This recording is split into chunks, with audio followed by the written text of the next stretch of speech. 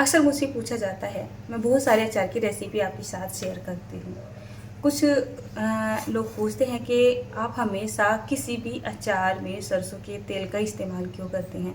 किसी भी अचार में मैं हमेशा सरसों के तेल का ही यूज़ करती हूँ और इसका एक कारण भी होता है। सरसों का जो तेल होता है ना, अचार के लिए बहुत ही ज़्यादा अच्छा माना जाता है।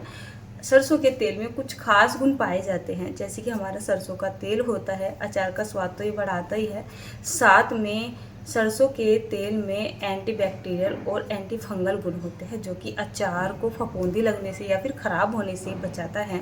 सरसों का तेल अगर अचार में यूज़ किया जाता है तो अचार को लंबे समय तक वो तरोताज़ा रखता है, स्वाद बढ़ाता है, साथ में अचार की लाइफ को भी बढ़ाता है।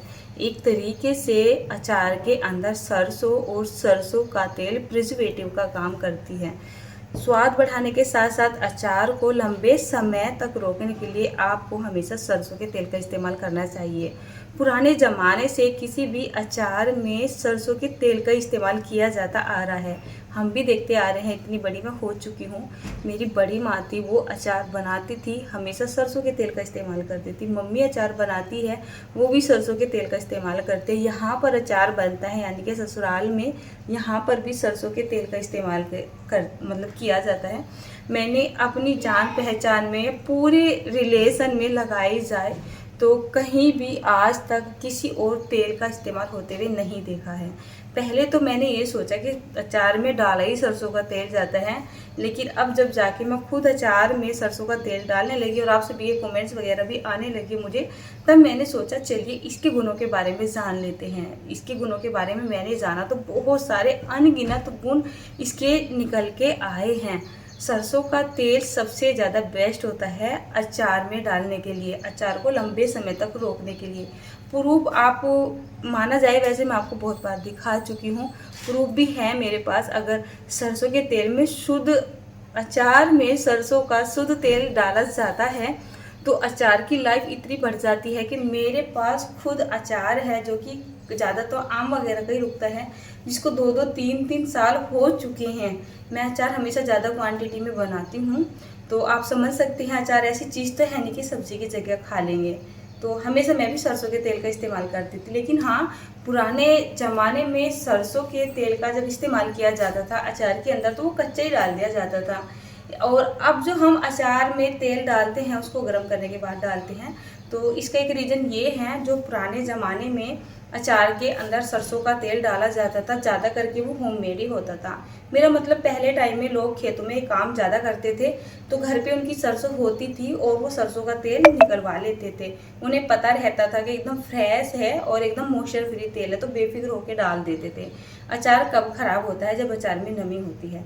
अचार में नमी कब होती है? जब आप थोड़ी सी लापरवाही करते हो। कितनी बार या तो हम आटे वगैरह के हाथ लगा देते हैं अचार के अंदर, या फिर हम क्या करते हैं गीले हाथ लगा देते हैं या किसी भी गीले बर्तन से निकाल लेते हैं, या फिर हमने जो तेल डाला है उसके अंदर मॉइस्चर चला जाता है ऑटोमेटिकली, ठीक है ना। उस वजह से हमारे अचार में फफूंदी लग जाती है, ख़राब हो जाता है। तो इस वजह से अब तेल को क्या ना गर्म करके डाला जाने लगा है। पता है मतलब कितनी बार ना जो मार्केट का तेल आता है उसमें नमी आ जाती है, सरसों के तेल को गर्म कर लिया जाता है तो नमी खत्म हो जाती है और अचार में डाल दिया जाता है ठंडा करने के बाद, जिससे आपका अचार लंबे समय के लिए एकदम फ्रेश तरोताज़ा बना रहता है। बहुत सारे लोग बोलते हैं कि दीदी हमारा अचार ख़राब हो जाता है, फिर फफूंदी लग जाती है। तो उसका एक रीज़न ये होता है कि आपने अचार को बनाने में कहीं ना कहीं गलती कर दी है।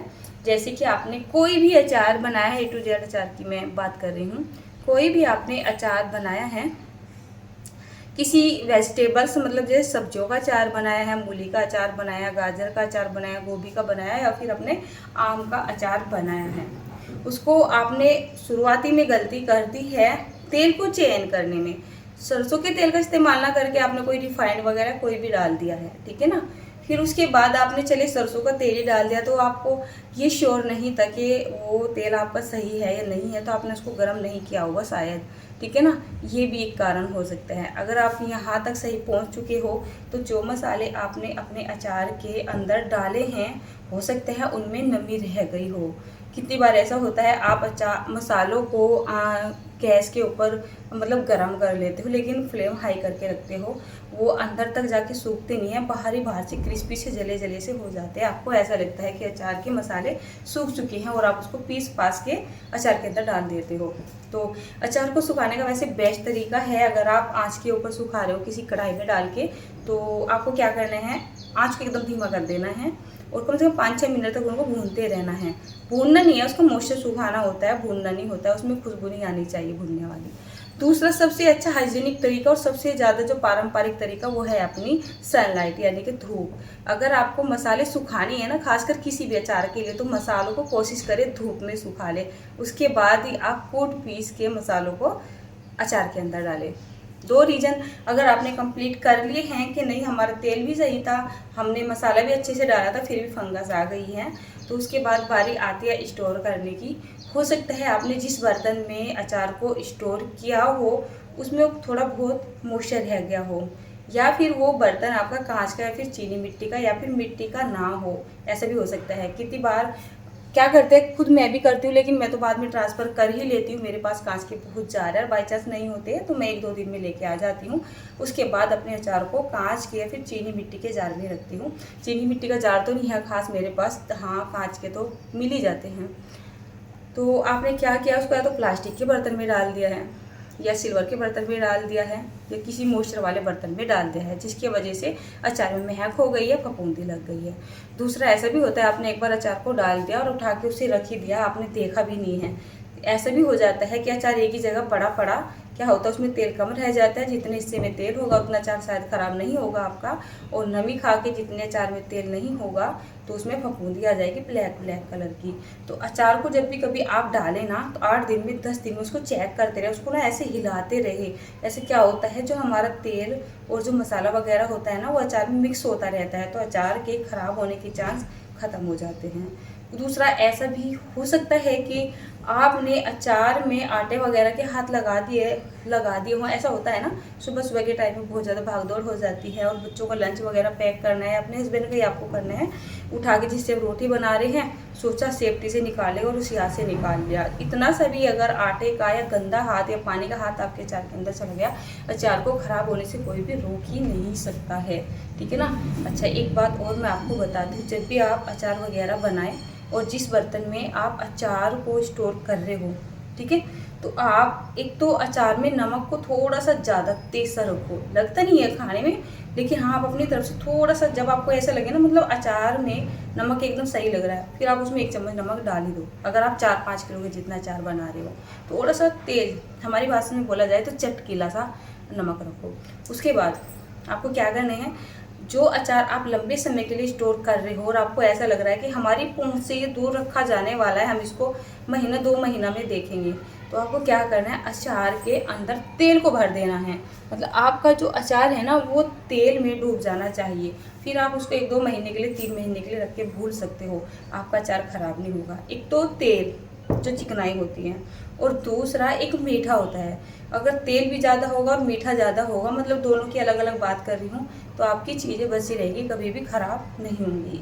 तो अचार का सीज़न चल रहा है, मैंने सोचा ये अचार को बनाने की छोटी सी नॉलेज आपके साथ शेयर कर देती हूँ। जो थोड़ी बहुत नॉलेज मुझे है मैं वो आपके साथ शेयर कर देती हूँ, तो शायद आपको भी, आपका भी जो अचार वगैरह है, अचार बनाते हुए थोड़े नर्वस फील करते हैं या फिर हिचकिचाते हैं या फिर ख़राब हो जाता है अचार वगैरह, तो वो शायद आपके काम आ जाए। तो एक छोटी सी नॉलेज मैंने आपके साथ शेयर की है।